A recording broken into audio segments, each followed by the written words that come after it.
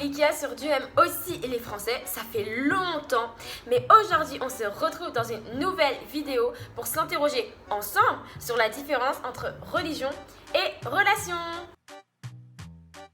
On me demande souvent si j'ai une religion, et souvent la conversation ça donne ça. Hey Likia, t'es de quelle religion? J'ai pas de religion. Mais pourtant, t'es chrétienne, non? Oui, je suis chrétienne. Bah alors, t'as une religion? Donc, vous avez eu l'honneur de voir sous vos yeux l'exemple parfait de ce à quoi ressemble une conversation de sourds, mais plus sérieusement. J'ai cherché un peu les différentes définitions de religion qu'il y avait sur internet. Et en gros, une religion, c'est un système de pratiques et de croyances, ou de rites, de dogmes, en usage dans un groupe ou dans une communauté dans le but d'atteindre une divinité. J'ai aussi trouvé un article que je mettrai dans la barre d'infos, je mettrai le lien dans la barre d'infos, qui s'appelait « Dépasser les religions pour atteindre Dieu ». Et en gros, ce qu'il disait cet article, c'est que les religions organisent la vie de leurs croyants ou de leurs adeptes et les soumettent à des contraintes souvent imposées pour gagner le paradis dans un au-delà de la mort physique.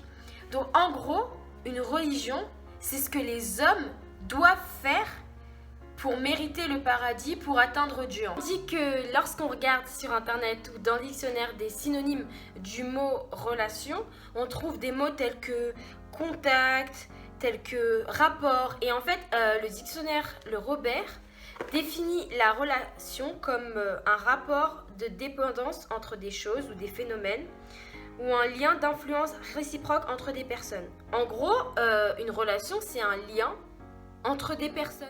Donc, c'est bien beau de donner la définition de religion, la définition de relation, mais qu'est-ce qu'en dit la Bible finalement?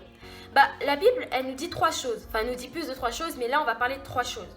La Bible nous dit que le salaire du péché, c'est la mort. La Bible nous dit que Dieu est saint et ne supporte pas le péché. La Bible nous dit car tous ont péché et sont privés de la gloire de Dieu. Romains 3, verset 23. Donc si je résume, Dieu est saint, il ne supporte pas le péché, mais nous, on a péché. Donc on est privé de sa gloire, et non seulement on est privé de sa gloire, mais en plus le salaire du péché c'est la mort, donc on va tous en enfer. Donc si être chrétien c'est une religion, donc c'est basé sur ce qu'on fait pour atteindre Dieu, en fait, c'est trop tard pour nous tous. On a tous péché une fois dans notre vie, on devrait tous aller en enfer. En fait, on méritera jamais le paradis.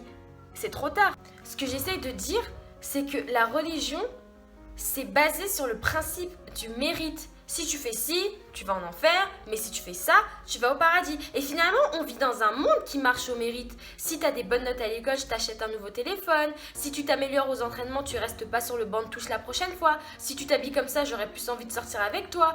Si tu travailles, tu auras ton salaire à la fin du mois. Et du coup, ce système, ce principe du mérite, on le projette sur Dieu.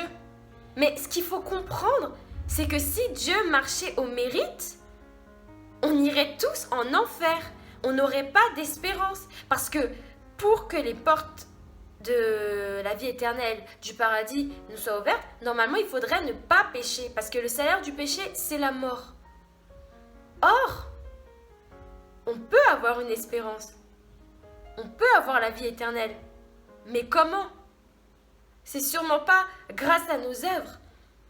On n'aura pas la vie éternelle en allant à l'église 3 fois par jour. 3 fois par semaine plutôt. On gagnera pas le paradis en priant 3 heures par jour. On gagnera pas la vie éternelle en donnant l'aumône aux pauvres. C'est pas comme ça que ça marche. La vie éternelle, on l'obtient si on croit au sacrifice de Jésus sur la croix. Si on reconnaît qu'on est pécheur, mais que Jésus-Christ, qui est le Fils de Dieu, en mourant sur la croix, a pris nos péchés, si on accepte Jésus comme sauveur et comme Seigneur, alors là, on est sauvé et on obtient la vie éternelle. Romains 3, verset 23 nous dit que tous ont péché et sont privés de la gloire de Dieu, mais Romains 3, verset 24 nous dit que nous sommes déclarés justes par sa grâce au moyen de délivrance apportée par Jésus-Christ. Donc oui, on peut avoir une espérance, on peut se réjouir éternellement, on peut voir les portes du paradis nous être ouvertes. Mais c'est pas par nos propres œuvres. C'est grâce au sacrifice de Jésus sur la croix. La religion, c'est quand les hommes font des choses pour obtenir le paradis, pour atteindre Dieu. Mais en réalité, c'est Dieu qui est venu à nous. C'est Dieu qui s'est fait homme et qui est mort sur une croix pour qu'on puisse être libre et pour qu'on puisse vivre. Ça vient pas de nous. Et bien sûr, de cette croyance, parce que finalement, être chrétien, c'est pas faire, mais être chrétien, d'abord, c'est croire. De cette croyance découlent des œuvres. Mais ce ne sont pas les œuvres qui nous ont sauvés. C'est pas les œuvres qui sauvent, mais c'est parce qu'on est sauvé qu'on fait des œuvres. Être chrétien, c'est pas aller à l'église 3 fois par semaine. Mais parce que je suis chrétienne, j'aime aller à l'église pour rendre un culte à Dieu avec mes frères et sœurs. Être chrétien, c'est pas donner tout son salaire aux pauvres, mais parce que je suis chrétienne et que Dieu me dit d'aimer mon prochain comme moi-même, parfois j'essaie de les aider de manière financière. Être chrétien, c'est pas écouter que de la musique chrétienne, mais parce que je suis chrétienne, j'aime écouter de la musique qui parle du Dieu qui m'a sauvée. Être chrétienne, c'est pas connaître la Bible par cœur, mais parce que je suis chrétienne, j'aime lire la Bible parce que je sais que c'est la lettre d'amour que Dieu m'a écrite. Donc, j'aimerais terminer cette vidéo par Éphésiens chapitre 2, les versets 8, 9 et 10 qui disent « C'est par la grâce en effet que vous êtes sauvés par le moyen de la foi. Et cela ne vient pas de vous, c'est le don de Dieu. Ce n'est point par les œuvres afin que personne ne se glorifie, car nous sommes son ouvrage. Nous avons été créés en Christ Jésus pour des œuvres bonnes que Dieu a préparées d'avance afin que nous les pratiquions. » Et je trouve que ces 3 versets résument parfaitement le message de cette vidéo. Je voudrais juste vous laisser en vous disant que vraiment être chrétien, c'est pas une religion, c'est pas toi, c'est pas moi, c'est pas nous qui avons des choses à faire, des choses à prouver pour montrer qu'on mérite le paradis, parce qu'en fait on ne mérite pas. Et c'est ce qui rend la foi chrétienne tellement belle en fait, c'est que Dieu lui-même, il s'est abaissé pour que on puisse avoir un happy end en fait.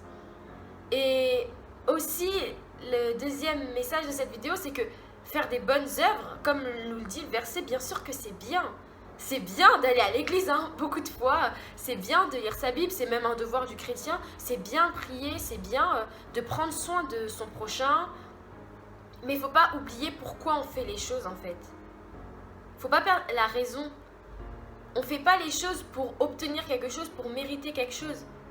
On fait les choses pour remercier Dieu du sacrifice qu'il a fait en envoyant son Fils et pour le glorifier et pour être un témoignage dans le monde entier. Voilà, donc sur ce, je vous laisse. À la prochaine fois.